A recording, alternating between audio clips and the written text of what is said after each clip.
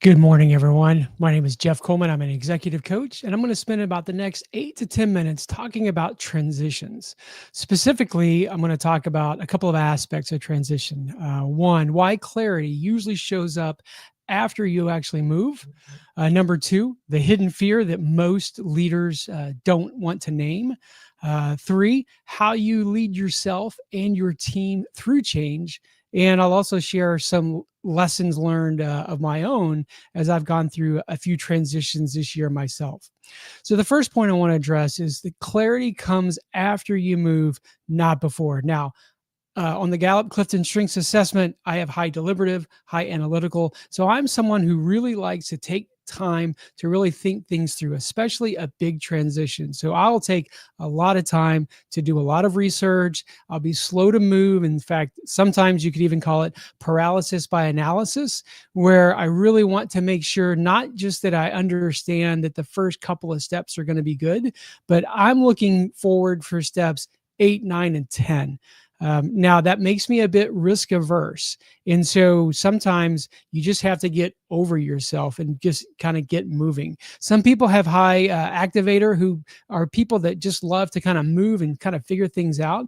But I will say that a lot of the executives that I coach, because of the level that they're at, just sort of figuring stuff out doesn't always work, because you're talking about many, many employees. Thousands, if not millions of dollars can be on the line. So making some bad first steps can actually have some major detrimental changes, consequences to it. So a lot of times it's getting to this point of how much more information do you need? What else would you need to know in order to be convinced that what you're about to do is the right move? So that's one of the things you can think about.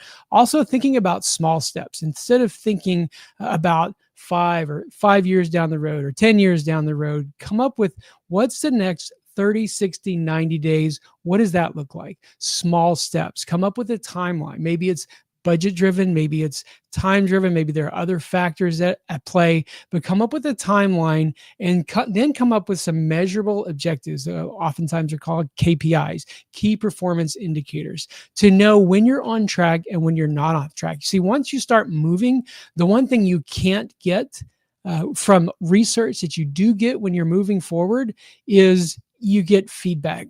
You get people in circumstances and other things that kind of give you some feedback to know, hey, this is the right path, we're moving in the right direction, or do I need to pivot?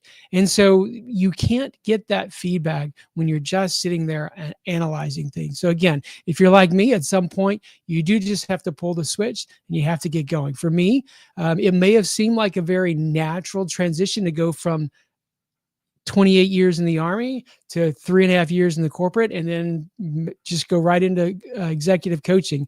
It actually was not that seamless. It wasn't that easy for me. There were some coaching certifications I wanted to get along the way, but additionally, for me, it still felt like a big step. In fact, one of my coaches, or my key coach, he said, hey, Jeff, any transition is going to be difficult. And at some point, you do have to just step off, and there's always uncertainty involved in it. With my high deliberative, I do like to try to minimize the amount of uncertainty that I have. And so I will sit there and spend a lot of time trying to do that. But at some point, even I understand that clarity comes once you start moving, not before. So once you've done enough research, you feel like you know enough, you have to get moving. So that's one of the aspects. Number two, there is kind of a hidden fear that a lot of leaders don't want to talk about, and sometimes they don't even recognize it. And it's really what I'll call the fear of identity, right? And you see this a lot in military to civilian transitions, but also from corporate to coaching as well, as you feel like you're leaving behind your identity. And in some cases, you spent years, maybe even decades, building up an identity. I'm an Army officer, or I'm a corporate consultant, or whatever it is.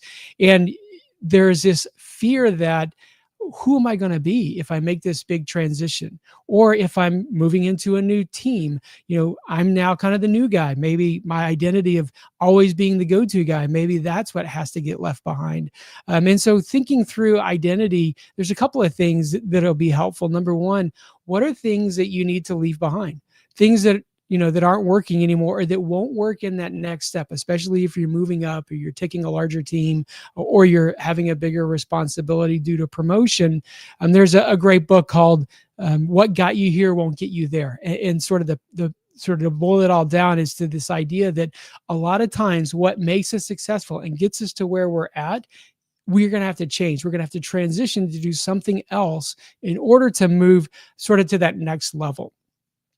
And so one of the things that a lot of the executives that I coach, they're not necessarily fearful of failing. They're really, actually, when you boil it down and you really get into some good coaching conversations, they're kind of fearing the loss of identity, or just they're not sure what that next identity is. And so one of the things to think about is not that you're losing your identity, but that your identity is just being shifted. It's being modified. So my identity as a coach is not a departure from my identity as a leader in the Army and in the corporate world, but rather it's built on those foundations. So there are things I'm bringing: my work ethic, my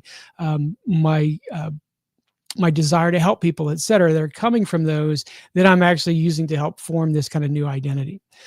So the third aspect is sort of leading yourself or leading a team through this transition. How do you do that? Well, like I said, one of the things is, I like to do is I do prep, I do prepare, I do a lot of research.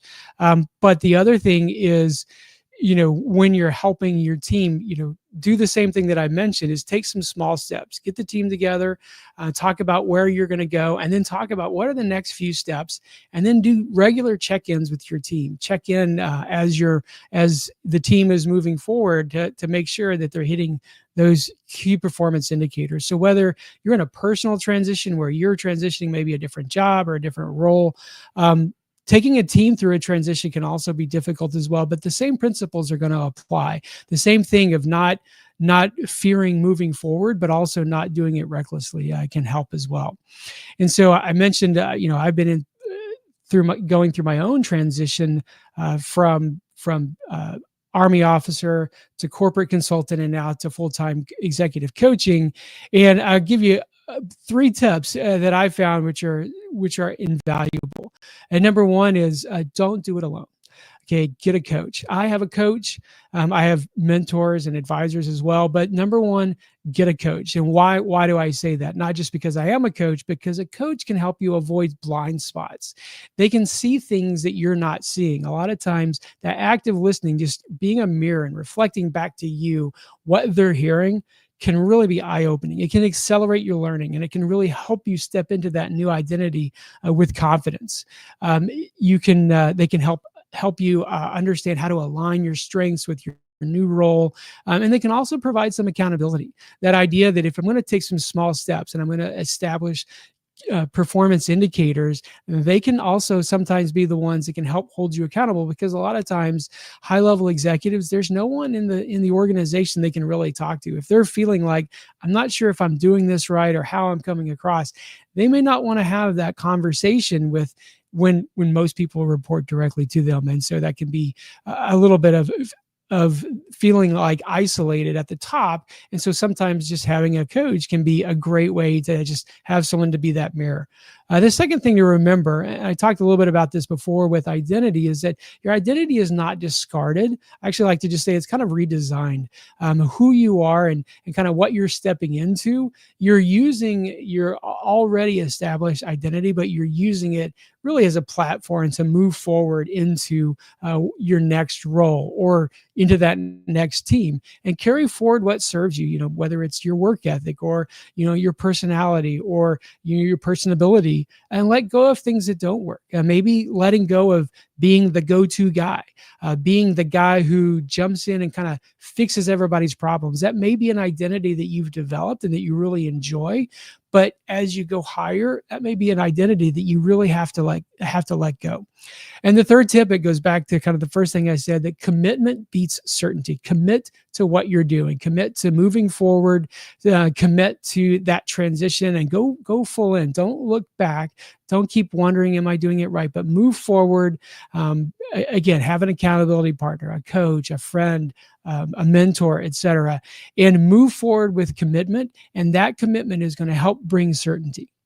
And now, throughout the next couple of weeks, I'm going to be doing a few of these short LinkedIn Live sessions that really to kind of peel back the curtain a little bit on what coaching might look like and what coaching can help you do.